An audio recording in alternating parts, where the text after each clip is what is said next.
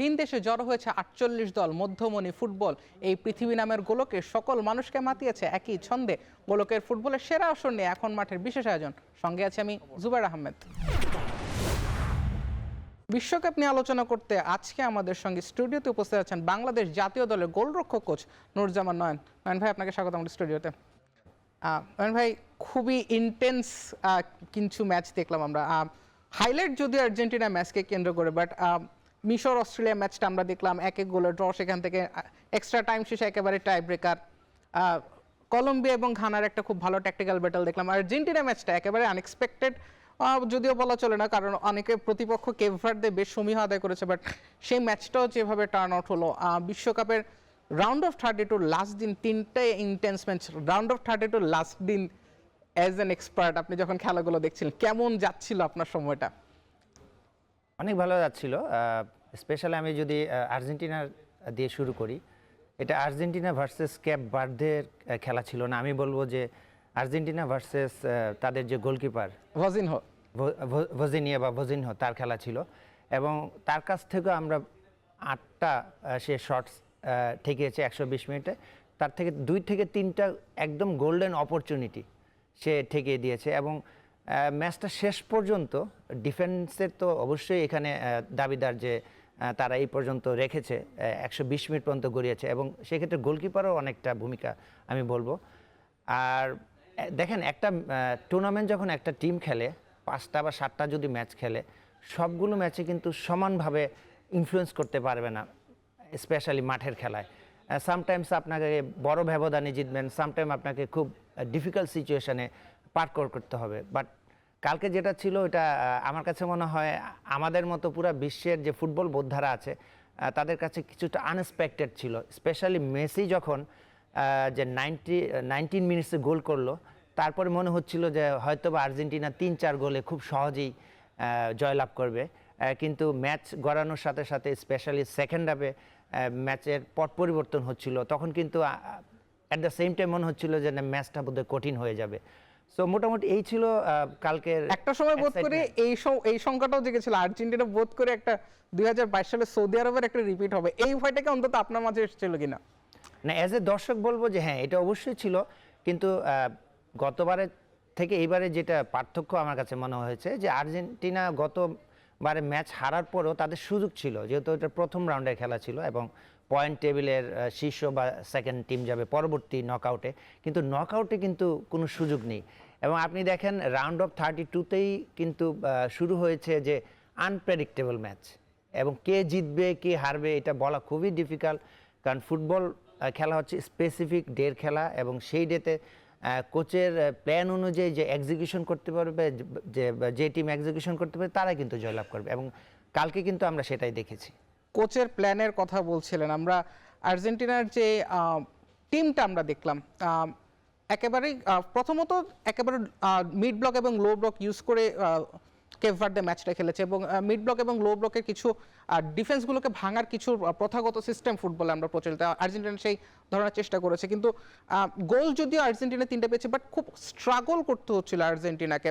As a coach perspective আপনি কি feel করছিলেন যে উইং বেস যে অ্যাটাক বলি বা মিড ওভারলোড করা যে প্রসেসগুলো আমরা পরিচিত ছিলাম, সেই টেকনিক্যাল দিক থেকে যদি একটু বিশ্লেষণ করে বলতেন যে আর্জেন্টিনার জন্য এই ম্যাচটা হঠাৎ করে এত ডিফিকাল্ট হয়ে গেল কেন? দেখেন, আর্জেন্টিনা এই পর্যন্ত 4টা ম্যাচ খেলেছে, কিন্তু এই ম্যাচটা অন্য 3টা ম্যাচের চেয়ে একটু ডিফারেন্ট ছিল, আমার কাছে বলবো একটু নিষ্প্রভ ছিল। স্পেশালি আপনি ক্যাপ ভার্দের যে কোচ, তার ফিলোসফি হচ্ছে যে লো ব্লক করা এবং কাউন্টার অ্যাটাকে যাওয়া, সেটাই কিন্তু সে 90 মিনিটস করেছে। এবং আমার কাছে সবচেয়ে অবাক লেগেছে যে তারা গোল কনসিড করার পরেও যেরকম স্টাইল অফ প্লে বা ডিফেন্ডিং ব্লক করছিল বা মিডফিল্ড যেভাবে ব্লক করছিল, 1-1 গোল হওয়ার পরেও সেভাবে করছিল, 2-1 গোলে হারার পরেও সেভাবে করছিল, 2-2 হওয়ার পরেও সেম করছিল। আমরা একটু আর্জেন্টিনার এই টিম পারফরম্যান্সটা দেখে এসে আমি আপনার এই কথাটা আবার আসবো, যে আপনি যে বললেন যে তারা সেই অ্যাটাকিং ফেজটা ধরে রেখেছিল। আমরা বল দখলের ক্ষেত্রে সেভাবে আমরা কেপ ভার্দেকে অ্যাক্টিভ দেখিনি। 36% বল তারা দখলে রেখেছে, আর্জেন্টিনা 64% বল দখলে রেখেছে। গোলের শটের ব্যাপারটা এই জায়গাটাতে আমি আবার আসতে চাই, আপনার সেই কথা সূত্র ধরে আসবো। গোলের শট এত কম বল পাস পজিশন নিয়েও কিন্তু তারা গোলমুখে 16টা শট নিয়েছে, বাট যেখানে আর্জেন্টিনা ছিল 22টা, সফল পাস তাদের ছিল 409 এবং আর্জেন্টিনা ছিল 779। এক্সপেক্টেড গোল 2.26 ছিল আর্জেন্টিনার, কেপ ভার্দে ছিল 0.47, ডুয়েল জয় ছিল 57, কেপ ভার্দে ছিল 54। এই জায়গাটা আপনি যেটা বলছেন যে গোল একটা হজম করার পরও তারা জানে 409টা পাস, মাত্র 36% বল পজিশন, সেখান থেকে 16টা শট, এত ফাস্ট কিভাবে হলো? দেখেন, বল পজিশনের উপরে সবসময় শর্টস নির্ভর করে না, কারণ বল পজিশন স্টাইল অফ প্লে যেটা বলছিলাম আমি কিছুক্ষণ আগে, যে ওরা লো ব্লক করে, তার মানে তারা কাউন্টার অ্যাটাকে যায়, এবং তারা যখন কাউন্টার অ্যাটাকে যায় নিশ্চয়ই ডিফেন্সে অপোনেন্ট টিমের আর্জেন্টিনা অনেক বেশি স্পেস ছিল, সো সেই কারণেই তাদের শর্টস নিতে খুব সহজ হয়েছে। হ্যাঁ, প্রক্ষান্তরে আপনি আর্জেন্টিনা অনেক শট নিয়েছে, কিন্তু আমি যদি কম্পেয়ার করি দুই টিমের শক্তির জায়গাটা, সেই তুলনায় কিন্তু 16টা শট অনেক অনেক বেশি আমি বলবো। অনেক বেশি নিয়েছে। এইটার মেইন কারণটা হচ্ছে তারা যেহেতু লো ব্লক করে এবং কাউন্টার অ্যাটাক ফুটবল খেলে, যার কারণে ওই অ্যাটাকিং থার্ডে যে তাদের শট নিতে খুব সহজ হয়েছে, কারণ সেখানে তারা স্পেস ম্যানেজমেন্ট করতে পেরেছে বেশি এবং স্পেস বেশি ক্রিয়েট করতে পেরেছে। আপনি নিজেও একজন কোচ, আপনি বাংলাদেশের গোলকিপিং এর কোচের একদম একেবারে শীর্ষের দিকে থাকবেন, ড্রেসিং রুমের পরিবেশগুলো আপনি খুব ভালোভাবে জানেন। এই জিনিসটা আমি একটা টেকনিক্যাল অ্যানালিসিস আপনার কাছ থেকে প্রত্যাশা করছি। আর্জেন্টিনার এগেনস্ট আমরা মোটামুটি আলজেরিয়াকেও দেখেছি যে তারা লো ব্লক খেলছে বা মিড ব্লকের লো ব্লকটা খেলছে। আমরা পরবর্তী অস্ট্রিয়া যদিও একেবারে হাই প্রেসিং ফুটবল খেলেছে, পরবর্তী জর্ডান ম্যাচে আমরা দেখেছি, আজকে এভার্ড ম্যাচে, এবং এটা এক্সপেক্টেড যে আপনার বিপক্ষ টিমে যখন মেসে থাকবেন তখন আপনি কিছুটা লো ব্লক এবং মিড ব্লক খেলবেন। লো ব্লক এবং মিড ব্লকটাকে ছাড়ানোর জন্য সেখান থেকে গোল আদায় করতে অনেক টিমকে, বড় টিমকে বেশ হিমশিম খেতে হচ্ছে। লো ব্লক এবং মিড ব্লকটাকে ভাঙার ফুটবলীয় যে উপায়গুলো আছে সেগুলো যদি আপনি আপনার দিক থেকে একটু এক্সপ্লেন করতেন তাহলে আমাদের জন্য সুবিধা হতো। আমরা আর্জেন্টিনার একাদশটার দেখব এবং সেখান থেকে আপনার এক্সপ্লেনেশন জানতে চাইব। এই যে সেট আপটা স্কালোনের আজকে ছিল মোটামুটি, আলমাদা ছিলেন লেফট ফ্ল্যাঙ্কে, লাউতারো মার্টিনেজ এবং মেসি ছিলেন একেবারে আপে। মেসি যদিও মাঝে মাঝে ড্র্যাগ ব্যাক করছিলেন, এবং তাদের যে প্রথাগত তিনজন মিডফিল্ডার ডিপল, এনজো ফার্নান্দেস এবং ম্যাকঅ্যালিস্টার, এই সেট আপ থেকে যদি আপনি একটু এক্সপ্লেন করেন যে লো ব্লক ভাঙার বা মিড ব্লক ভাঙার ট্যাকটিক্যাল অ্যানালাইসিসটা যদি আপনি একটু জানাতেন আমাদের। লো ব্লক ভাঙাটা একটু কঠিন ব্যাপার, এবং সেই ক্ষেত্রে যে টেকনিক বা টেকটিক্স যদি আমি বলি, লো ব্লকে করলে আপনি সেন্ট্রালি ব্লক করে এবং লাস্ট যে ডিফেন্ডারের সাথে যে মিডফিল্ড ব্লকটা, এই দুই ব্লকের মাঝখানে অনেক কম জায়গা থাকে, যার কারণে এখান থেকে খুব বেশি সুবিধা পাওয়া যায় না। যদিও কেপ ভার্দে সামটাইম 4-5-1 ফরমেশনে ছিল ডিফেন্ডিংয়ে, সামটাইম তারা 4-1 ফরমেশনে ছিল, এবং লো ব্লক করলে সেই জায়গায় একটা প্লেয়ারের থেকে আরেকটা প্লেয়ার দূরত্ব অনেক কম থাকে, যার কারণে তারা উইং থেকে অ্যাটাক করতে হয়। এবং উইংয়ে যখন যাচ্ছিল আর্জেন্টিনা, তারা কিন্তু ডাবল ট্রিমিং করছিল, যে একজন বিট হওয়ার পরে আরেকজন যাবে। সো আসলে তারা উইং থেকেও ব্লক করছিল এবং সেন্ট্রালি ব্লক করছিল। তো আমি যদি প্রথম গোলটা দেখি, প্রথম গোলটা যখন আপনার লিসান্দ্রো মার্টিনেজ বল পাঁচটা লম্বা বল খেলে, ফুটবলে একটা ভাষা আছে যে ফুটবলের মাঠে ভার্বালি এবং নন ভার্বালি কমিউনিকেশন করা। সো এটা একটা নন ভার্বাল কমিউনিকেশন ছিল, এবং মেসি ওয়েট করছিল যে কখন সে বলটা দিবে। এবং আপনি খেয়াল করে দেখবেন, মার্টিনেজ বলটা ডেলিভার করার আগে মেসি কিন্তু অফ সাইডে ছিল, এবং তার যে centre back, left centre back, সে কিন্তু তাকে খেয়াল করেনি। যখনই সে বলটা মারছিল তখন সে কিন্তু ভিতরে চলে আসে, অর্থাৎ অন সাইডে চলে আসে এবং চেক ইন চেক আউট করে। সো চেক ইন করার পরে চেক আউট করে, যার কারণে তার লেফট ব্যাক যে লেফট স্টপার ছিল সে কিন্তু তাকে স্ক্যান করেনি। সো যখনই সে মানে ইনসাইড থেকে আউটসাইডে যাচ্ছিল, ইনসাইডের অবস্থায় কিন্তু বলটা লফটেড বল খেলে। আমি এই জায়গাটা আপনাকে একটু থামাতে চাই, কারণ আমাদের কাছে গোলের সেই ফুটেজটা আছে, আমরা গোলের সেই ফুটেজটা দেখতে চাই, আর্জেন্টিনার ফার্স্ট গোলটা, এবং তারপর পরে আমরা আবার সেই এক্সপ্লেনেশনটা প্লিজ। হ্যাঁ, এখানে দেখতে পাচ্ছেন যে ঠিক বলটা যখন ডেলিভারি করছে তখনই সে চেক ইন থেকে চেক আউট করে, এবং তার সাথে যে স্টপার ছিল, আমি বলবো যে তার এইটা দায়ভার আছে, কারণ নিয়ম হচ্ছে, আমি যদি একটু থামাই এখানে, নাম্বার 3 স্টপার, আমি একটু বলতে পারি। এখানে দেখতে পাচ্ছেন যে লিসান্ড্রো মার্টিনেজ জাস্ট বলটা ডেলিভার করার আগে, আমি যদি একটু থামাতে চাই, আমরা এই ফ্রেমটা ফার্স্ট পাস দিয়ে সেই ফ্রেমটাকে একটু থামাতে চাই। ওকে, that was a cool finish, এটা তো মানতেই হবে নাইন ভাই, এই ফিনিশটা তো অনেক। না অবশ্যই, এইখানে আমার কাছে মনে হয় যে ফিনিশের চেয়ে যে ফার্স্ট টাচ, বা আমি যদি বলি যে এখানে যে কন্ট্রোল বা রিসিভিং, সেইটাই কিন্তু 50% গোল হয়ে গিয়েছে। আমরা গোলের শুরুতে সেই লিসান্ড্রো মার্টিনেজের পাসের ফুটেজটার সময়টা একটু যেতে চাই, সেখানটায় আমরা একটু এক্সপ্লেনেশন আশা করি পাবো। ইয়েস, হ্যাঁ প্লিজ ফার্স্ট গোলটাতে আমরা ব্যাক যাব প্লিজ। ফার্স্ট গোলটা আর্জেন্টিনা ফার্স্ট গোলটা শুরুর ইয়েস এই জায়গাটায় প্লিজ। হ্যাঁ এই জায়গাটা আমরা একটু থামবো ওকে হ্যাঁ তো এইখানে দেখেন লিসান্ড্রো মার্টিনেজ ঠিক যখন কিক করবে মেসি ঠিক এইখানে ছিল এবং সে চেক ইন করে চেক আউট করে। এখানে আমি বলবো যে এখানে দায়বার স্টপার নাম্বার 3 এবং সে দেখেন তার বডি পজিশন এইভাবে ওপেন থাকার কথা, স্ক্যান করার কথা, বাট সে স্ক্যান করতে পারেনি, যার কারণে এবং স্পেস ছিল পেছনে ডিফেন্সের পেছনে, সেই স্পেসটা কিন্তু কাজে লেগেছে। তো এটা হচ্ছে ইন্ডিভিজুয়াল কি বলবো ব্রিলিয়েন্স, ইন্ডিভিজুয়াল এবং বোঝাপড়ার যে ব্যাপারটা ছিল বলছিলেন যে নন ভার্বাল কমিউনিকেশন সেটা অনেক অনেক বেশি ছিল। এই যে মিড ব্লকটা ভাঙার ক্ষেত্রে আপনি যেটা বললেন যে এটার বাইরেও তো সেন্ট্রাল ব্লকের বাইরেও বেশ কিছু অপশন আছে, আমরা সেগুলো যাবো। আমরা আর্জেন্টিনার সেকেন্ড গোলটা এই ফাঁকে দেখে নিতে চাই, এর পরপরই আমরা আর্জেন্টিনার সে গোলটা দেখতে চাই, সেকেন্ড গোলটা কর্নার। হ্যাঁ এক্সপ্লেনেশনটা যদি দিতাম। আর্জেন্টিনা আসলে সেট পিস থেকে অ্যাটাকিং সেট পিস থেকে 2টা গোল করেছে এবং মেসি একটা গোল নিজে করেছে এবং 2টা করিয়েছে। আমি যদি একটু পরে থামাতে চাই, আরেকটু সামনে যাব আমরা সেই জায়গাটায় আরেকটু প্লে করব। লিসেন্ড্রো মার্টিনেজ ইয়েস স্টপ প্লিজ। আরেকটু আগের ফ্রেম আমরা থামবো প্লিজ, একটু আগের ফ্রেমে আমরা ঠিক থামবো। মারার আগে ইয়েস আমরা কিক মারার সেই সময়টাতে আমরা একটু হোল্ড করতে একটু চাচ্ছিলাম। পরে যাব প্লিজ। স্টপ। ইয়েস এখানটায় হ্যাঁ ভাইয়া তো আমি যদি একটু সামনে থেকে শিওর দেখাই, শিওর।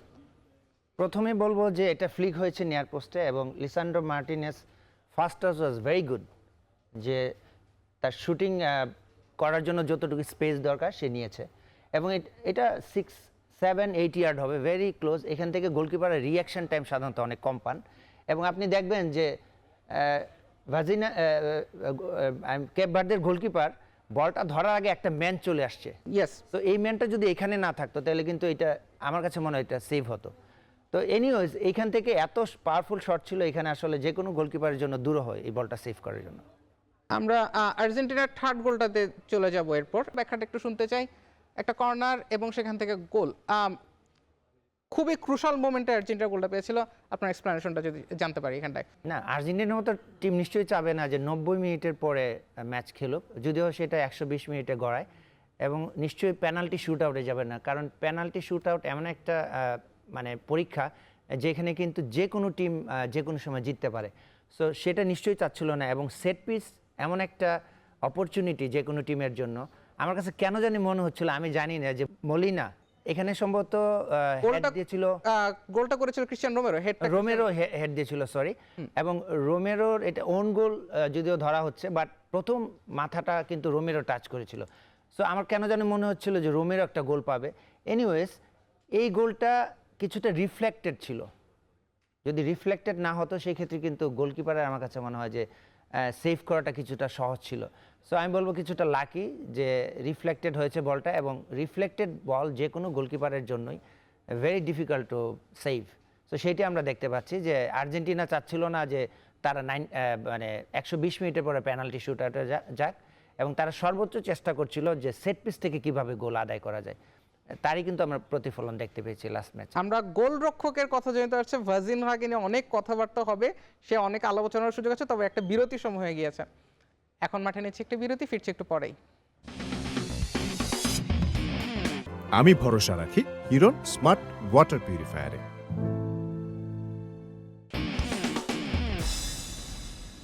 বিরতির পর ফিরে এলাম, দেখছেন এখন মাঠে। আমাদের সঙ্গে জাতীয় দলের গোলরক্ষক কোচ নুরুজ্জামান নয়ন আছেন বিশ্বকাপ নিয়ে আলোচনার জন্য। নয়ন ভাই, আমরা আর্জেন্টিনার যে 3টা গোল সেটা দেখছিলাম, আমরা একটু কেপ ভার্দের গোলগুলোকে ফার্স্ট দেখতে চাইবো। কেপ ভার্দের ফার্স্ট গোলটা দেখবো, সেখান থেকে আর্জেন্টাইন রক্ষণটাকে একটু শেকি লাগছিল আমার। পাস, একটা নাটমেক, 2টো নাটমেক এবং গোল। এক্সপ্লেনেশন কিভাবে ব্যাখ্যা করবেন এই গোলটাকে?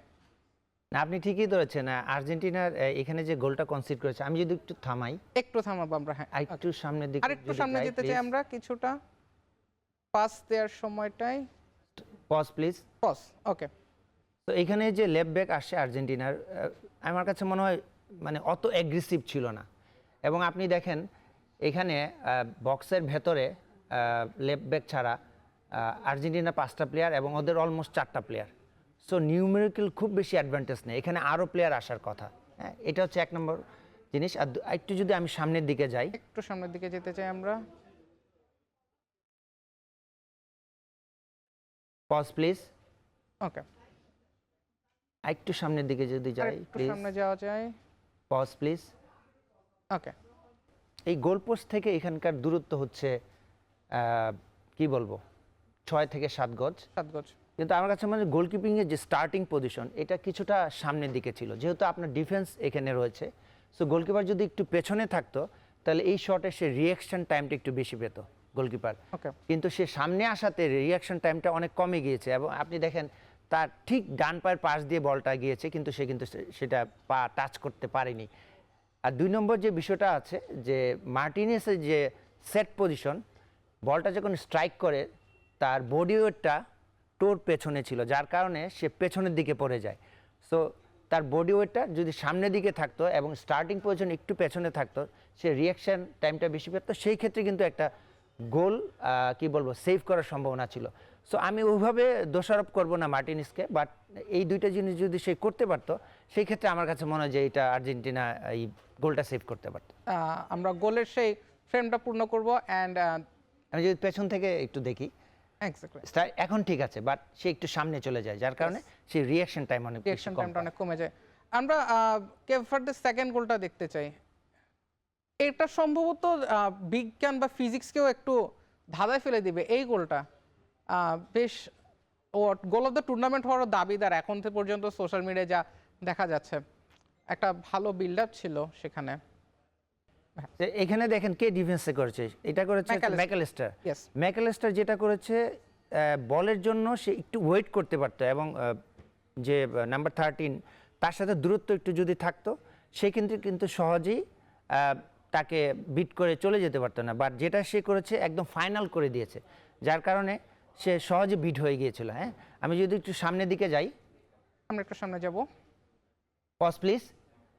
এখানে যে আর্জেন্টিনার সেকেন্ড ডিফেন্স, এবং আমার কাছে মনে হয়েছে যে বল যেহেতু এখানে ছিল, সেকেন্ড ডিফেন্স এইখানে যদি থাকতো তাহলে খুব টাইট মার্কিং হতো এবং খুব সহজে পেতো, বাট ও দূরত্বটা একটু বেশি ছিল, যার কারণে সে কিন্তু অনেকটা ফ্রি স্পেস। বলের অনেক পেছনে থাকার কারণে সে কিন্তু সহজে বলটাকে শট করতে পেরেছিল।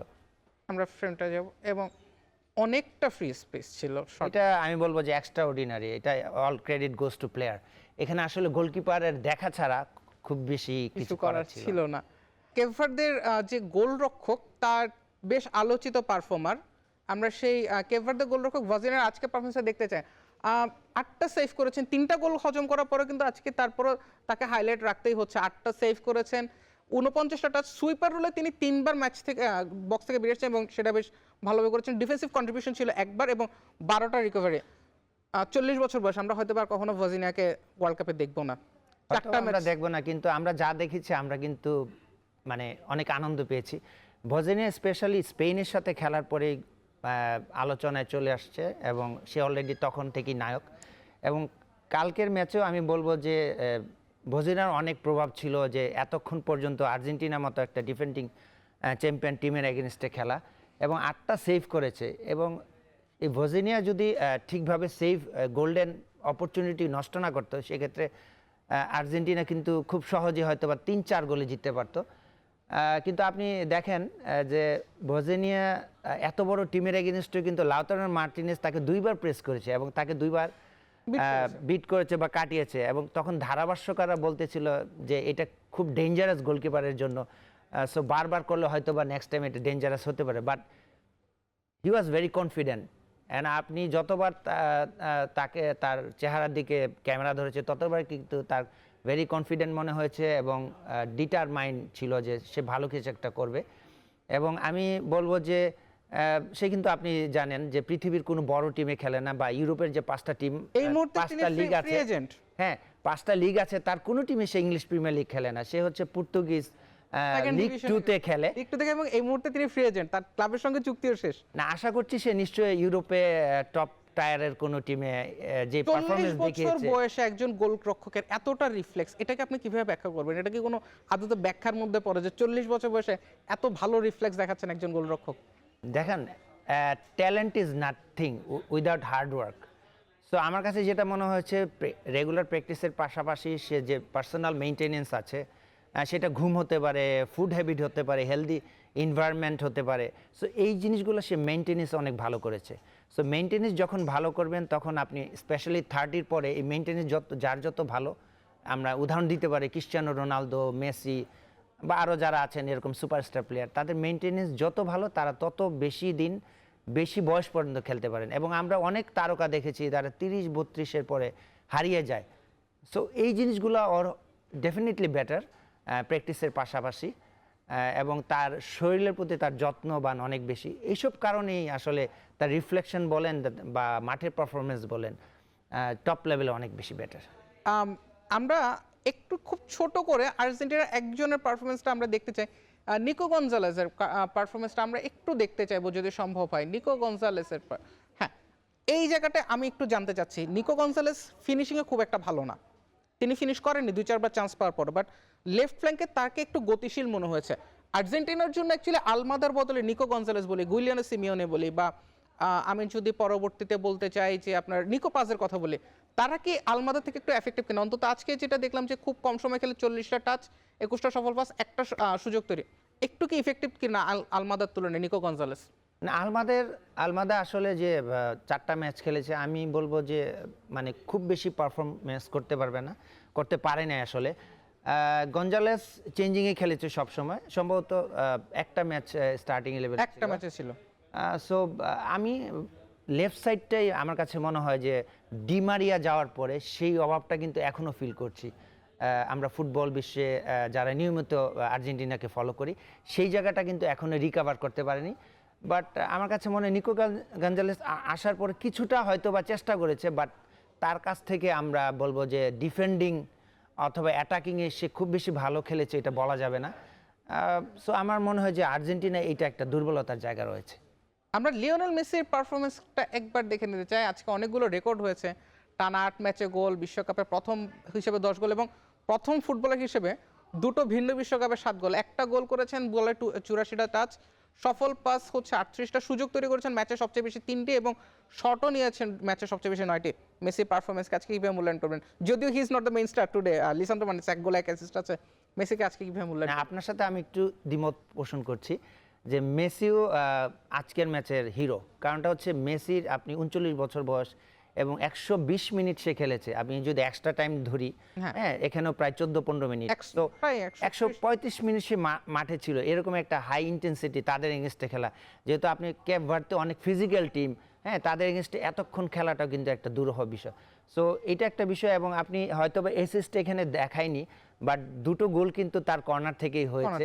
সো আমি মনে করি যে পরিষ্কার একটা কি বলবো এই ম্যাচে প্রভাব ছিল মেসির। এবং মেসি এমন একজন প্লেয়ার, সবসময় আমি এই কথাটা বলি যে কোনো সুপারস্টার প্লেয়ারের ক্ষেত্রে, যে মেসি যখন খেলে সে শুধু নিজে খেলে না, পুরো দলকে খেলায়, এবং অন্য যে প্লেয়াররা আছে তারা মেন্টালি অনেক বেশি মোটিভেটেড থাকে এবং পুরো দলকে ভালো খেলার জন্য অনেক বেশি ইনফ্লুয়েন্স করে। সুতরাং আমি বলবো যে আর্জেন্টিনার যে দুইজন যদি নায়ক থাকে তার মধ্যে মেসি অন্যতম।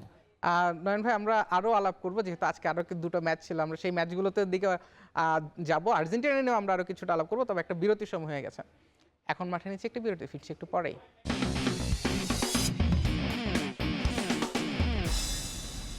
বিরতির পর ফিরে এলাম, দেখছেন এখন মাঠে।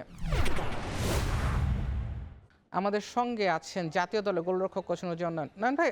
আমরা আর্জেন্টিনা ম্যাচ নিয়ে আলাপ করছিলাম, এবং আমরা জাস্ট একটা ছোট করে একটা অ্যান্সার নেব। এটা হয়তো বা অনেক আর্জেন্টাইন ভক্তরাও অ্যান্সারটা আপনার মতো একজন এক্সপার্টের থেকে শুনতে যাবে।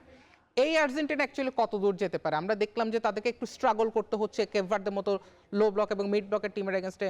আমরা এটাও দেখেছি যে আর্জেন্টিনাকে হাই প্রেসিংয়ের অস্ট্রিয়া কিছুটা চ্যালেঞ্জ জানিয়েছিল যদিও, এবং মেসির দুটো গোল করেছেন, একদম একটা ম্যাচের শুরুতে, একদম ম্যাচের শেষে আরেকটা।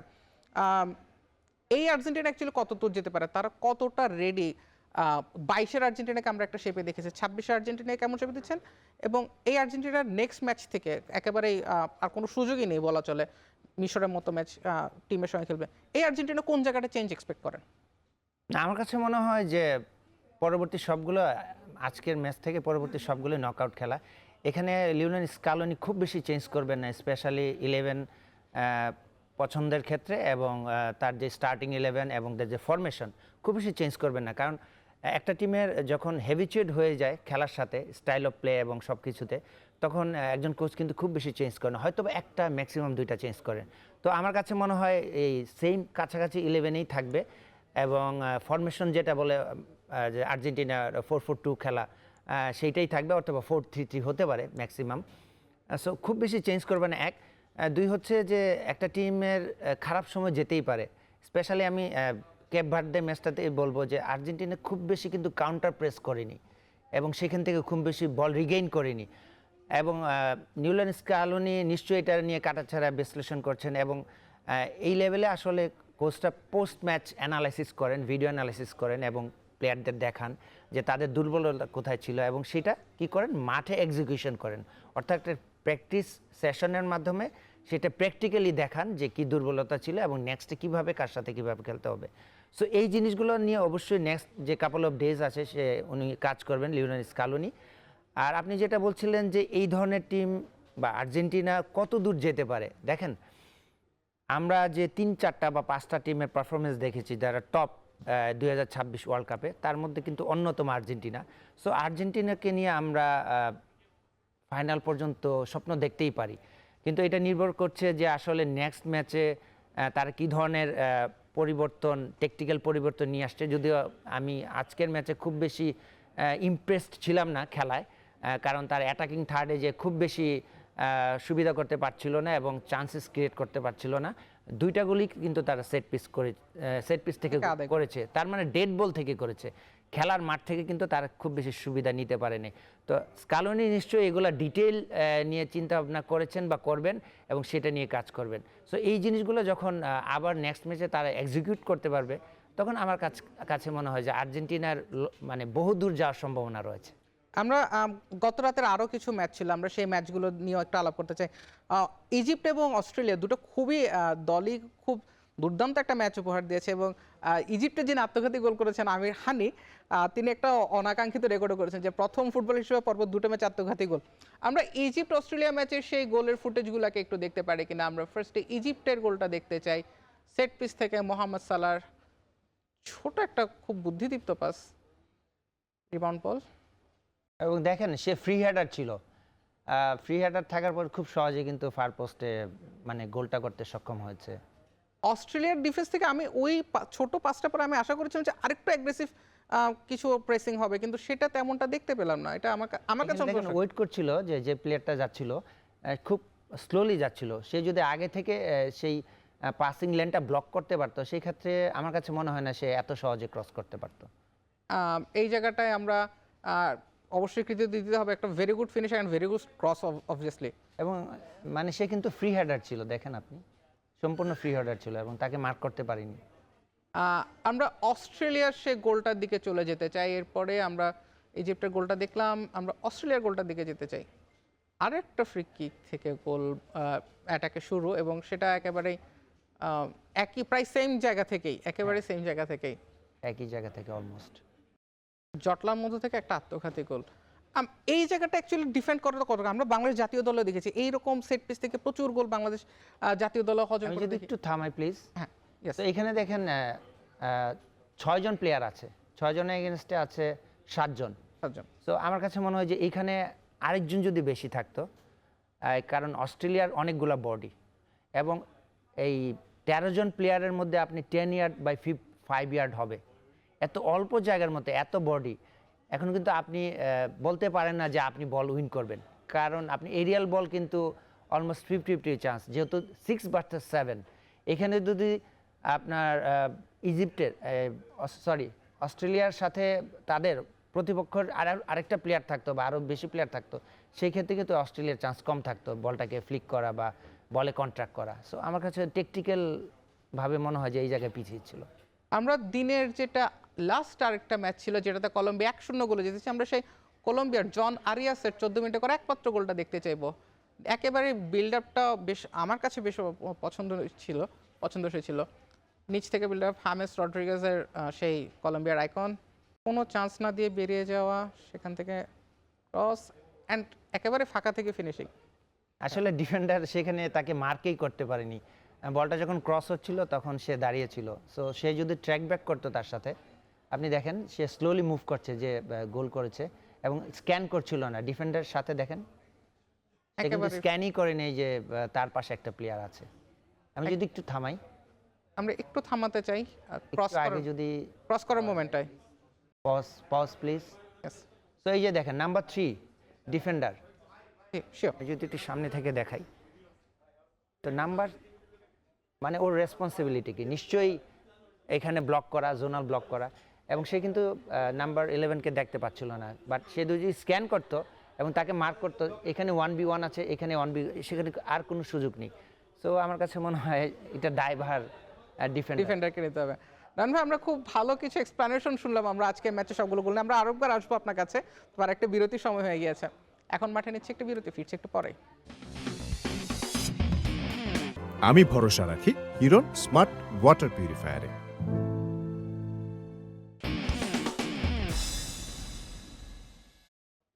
বিরতির পর ফিরে এলাম, দেখছেন এখন মাঠে আমাদের সঙ্গে আলোচনার জন্য আছেন বাংলাদেশ জাতীয় দলের গোলরক্ষক কোচ নুরজামান। নয়ন ভাই, আমরা আজকের ম্যাচগুলো নিয়ে একটু ছোটোখাটো আপনার কাছ থেকে প্রেডিকশনের মতো করে জানতে চাইবো। Morocco against Canada host team, বিশ্বকাপে তারা যথেষ্ট ভালো পারফরমেন্স দেখিয়েছে, বাট মরক্কো গত ওয়ার্ল্ড কাপের সেমিফাইনালিস্ট, তাদের কোচ চেঞ্জ হয়ে গিয়েছে, কিন্তু নতুন কোচ যিনি এসেছেন তিনিও দেখলাম বেশ ভালো ছন্দেই রেখেছেন দলকে। এই মরক্কো টিমটাকে আপনি কিভাবে দেখেছেন এখন পর্যন্ত, বা আজকে কানাডার সঙ্গে কি তাদের একটা সহজ জয় আমরা প্রত্যাশা করতে পারি কিনা? দেখেন কানাডা এই মঞ্চে এই প্রথম তারা খেলছে এবং তাদের এটার জন্য ফুটবলের জন্য একটা ইতিহাস।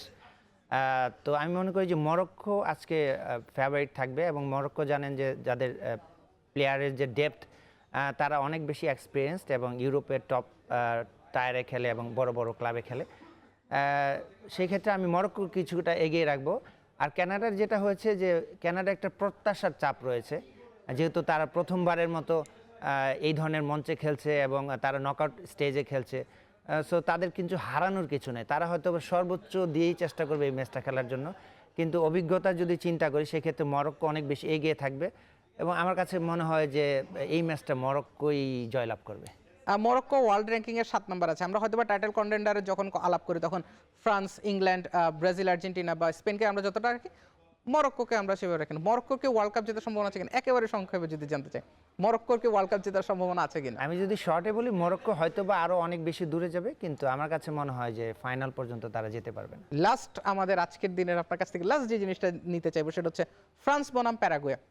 ফ্রান্সের চান্সেস কেমন? ফ্রান্স এক পেশে একটা ম্যাচ হয়তো বা দেখবো, এবং এই ফ্রান্সটাকে সম্ভবত আটকানোর মতো খুব বেশি টিমও নেই। এই ম্যাচটা নিয়ে আপনার প্রেডিকশন কি, এবং ফ্রান্স নিয়ে আপনার প্রেডিকশন কি? আমি যদি 3-4টা টিমের কথা বলি দাবিদার যে তারা ওয়ার্ল্ড কাপ জিতবে, তার মধ্যে ফ্রান্স অন্যতম, এবং সেটা প্রমাণ করে তাদের মাঠের পারফরমেন্স, তাদের যে কনসিস্টেন্স পারফরমেন্স, স্পেশালি তাদের যে অ্যাটাকার, এটা পৃথিবীব্যাপী যে যতগুলো টিম আছে one of the best attacker.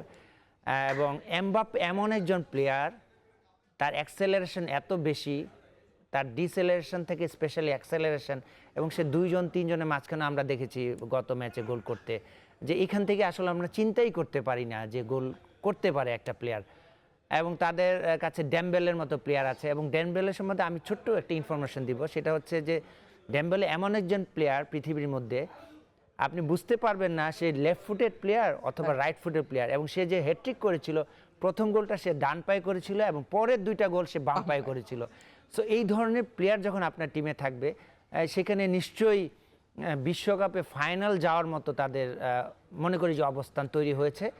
এবং at the same time Paraguay তাদের যোগ্যতা দিয়ে এই পর্যন্ত আসছে, এবং আমার কাছে মনে হয় প্যারাগুয়ে সর্বোচ্চ চেষ্টা করবে, বাট আমি ফেভারিট ফ্রান্সকে এগিয়ে রাখবো।